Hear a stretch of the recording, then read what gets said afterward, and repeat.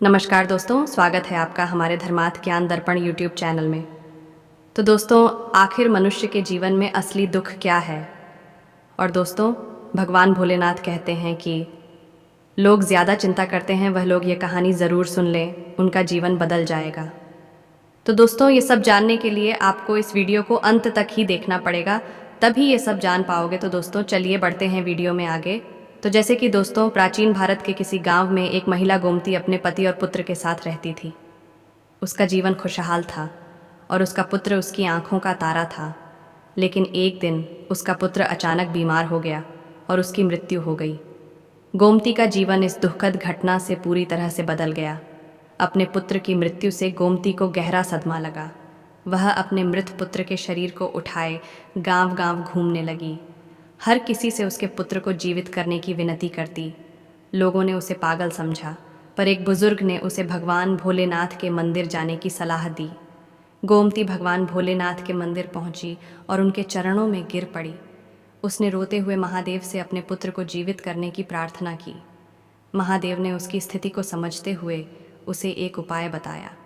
महादेव ने कहा, मैं तुम्हारे पुत्र को जीवित तो कर दूंगा, लेकिन इसके लिए तुम्हें एक काम करना होगा। तुम इस गांव में जाओ और किसी ऐसे घर से सरसों का बीज लाओ जिसमें कभी किसी की मृत्यु न हुई हो। गोमती इस उपाय से उत्साहित होकर गांव में चल पड़ी। उसने एक एक घर का दरवाज़ा खटखटाना शुरू किया और हर किसी से सरसों का बीज मांगा। लोग उसे सरसों का बीज देने को तैयार थे, लेकिन जब वह पूछती कि क्या इस घर में कभी किसी की मृत्यु नहीं हुई, तो हर बार उसे यही जवाब मिलता कि किसी न किसी ने अपने परिवार में किसी न किसी को तो खोया ही है।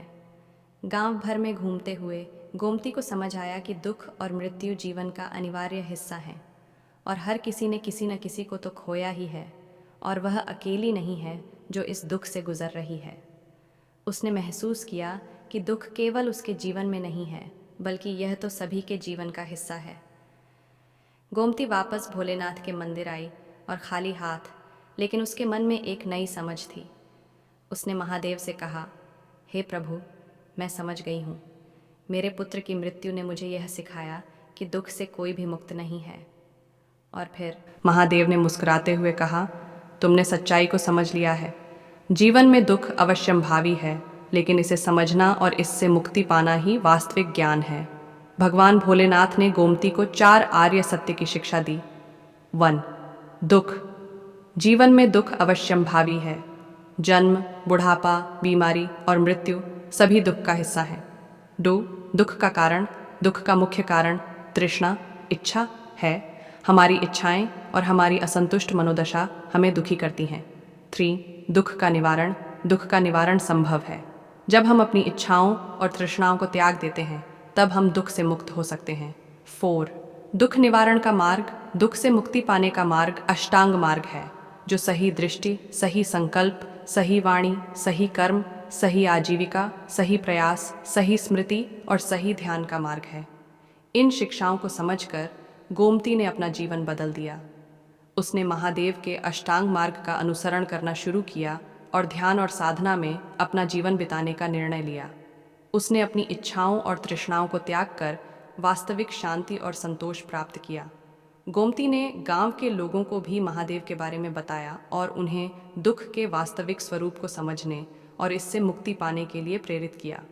धीरे धीरे उसका गांव भी एक शांतिपूर्ण और संतुष्ट समुदाय में बदल गया। और दोस्तों, जानते हैं इस कहानी से सीख? तो दोस्तों, महादेव की यह कथा हमें यह सिखाती है कि दुख जीवन का अभिन्न हिस्सा है और इससे बचा नहीं जा सकता।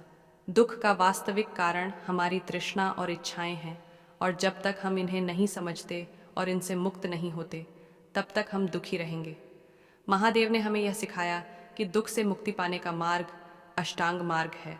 यह मार्ग हमें सही दृष्टि, सही संकल्प, सही वाणी, सही कर्म, सही आजीविका, सही प्रयास, सही स्मृति और सही ध्यान के माध्यम से आत्मज्ञान और निर्वाण की ओर ले जाता है। और दोस्तों, अब जानते हैं इस कहानी की दूसरी सीख।